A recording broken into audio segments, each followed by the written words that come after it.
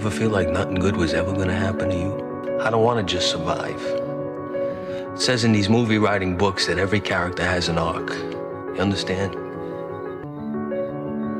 Like everybody starts out somewheres, and they do something, or something gets done to them, changes their life. That's called their arc.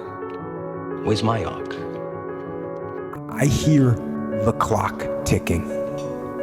That's what I hear. And the end is nigh, and time waits for no man. Life goes by, and it goes by quick. Don't waste those years. Don't waste them. Live them. Don't waste your time. Do you know that everybody alive gets exactly the same amount of time? It's what we do with it that makes a difference. Don't waste your life. And I don't blame them. But don't be mad when you're laying there in your bed and you're in the hospital and you're 70, 80, 90 years old and you're thinking, man, I feel like I didn't do something. Because you did. You didn't do it. You didn't do shit. You may have lived a great life, man, but you're always gonna feel empty inside. I was honest. Look at yourself, man. Look at yourself. And it was that day I just got real with myself, and every day I came home, I called the accountability mirror. What am I gonna do today to change what I see in this mirror? Get control. Stop scrolling, stop clicking, and start living. That today I'm no longer being a loser. Today I'm gonna change my path. I'm gonna get on the path of success. I don't care how long that road is. I'm gonna see it through no matter what, because you know what? I've been living enough years in this hole, and I don't want to be here anymore.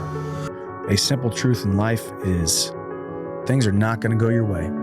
Things are not going to work out the way you planned. Things are not going to be the way that you wanted them to be. I would recommend you use the resources you have to create the life you want. And so if the cards that you have dealt right now are anger and fear and disappointment, then you can either wallow in those, or you can turn something good out of it. And so, I mean, I love the saying, you can either let life beat the strength out of you, or you can let it beat it into you. And so it's just a decision of whether these circumstances are going to serve me or I'm going to serve them.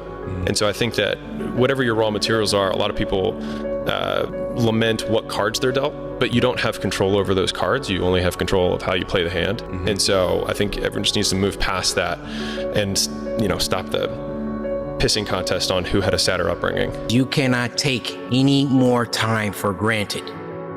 You don't know how much longer you're gonna be here. You can do great things. It's all just a matter of, will you choose to blossom into the greatness that is within you? Create a life that you can't wait to wake up to. I saw that. I live that life. I hate to sleep. I love every minute of my life.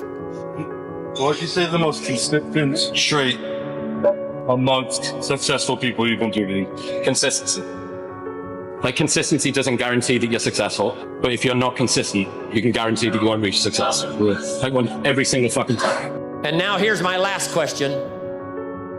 My very last question on the questions to ponder is, why not now? There never was a better time.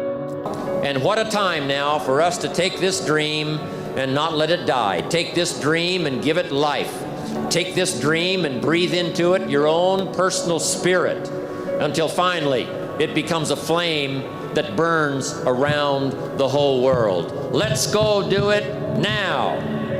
It's like, how far could you take that if you stopped wasting time, and if you stopped lying, and if you oriented yourself to the highest possible good that you could conceive of, and you committed to that? How much good could you do? Well, I would say, why don't you find out? Everybody believes that at some point in time, they're going to turn it on, or some point in time, they're gonna catch momentum, or some point in time, they're gonna become what it is they want to become just by circumstance, or by default, or by breathing the air. That's not what it takes, bro. People who think that get to the end of their life and they're like, I wasted my life.